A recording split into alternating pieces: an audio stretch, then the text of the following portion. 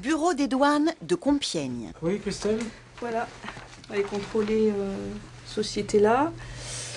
C'est intéressant, ouais, oui. pour des vêtements en fait. Spécialité, les opérations commerciales. Comprenez le contrôle des documents et marchandises en transit dans des entrepôts avant leur mise sur le marché français. Les documents, tout ce qui est nécessaire à la prise d'échantillons. Voilà.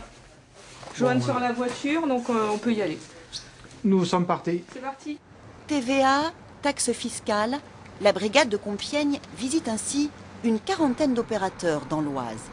Un département très actif en matière d'importation et d'exportation.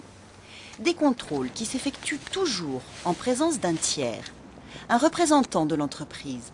Une façon d'éviter tout litige ultérieur. Nous faisons ouvrir les cartons. Nous comptons le nombre de vêtements, puisqu'il s'agit là de marchandises supposées être de Turquie. Et nous allons vérifier si ce qui a été déclaré correspond bien à la nature des marchandises que l'on va trouver dans ces cartons. Bonjour.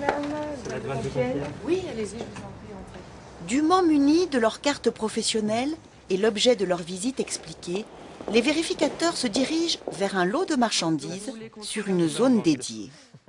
Des fonctionnaires à l'affût de la moindre anomalie sur ces articles textiles. Pour faire simple, pour nous, en fonction de la composition de l'étiquette, c'est là où on sait où on va classer l'article.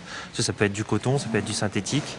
Et en fonction de ce classement, la position tarifaire n'est pas la même. Et ça dépend pour les droits. Les droits et taxes, après, au niveau des droits de douane, ça peut changer. On va vous prendre un deuxième carton. Oui, bien sûr. Joanne et sa collègue, Christelle, décident de prélever un échantillon pour être tout à fait sûrs de la classification tarifaire.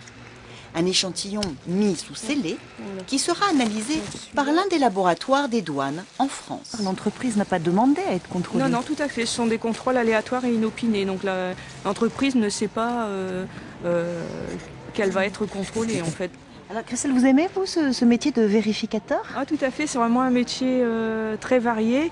Et avant j'étais en surveillance, donc c'était plus un travail sur la route à contrôler les véhicules, les particuliers.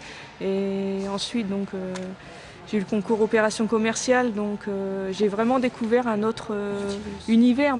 La Picardie occupe le 10e rang national pour l'importation et l'exportation de marchandises.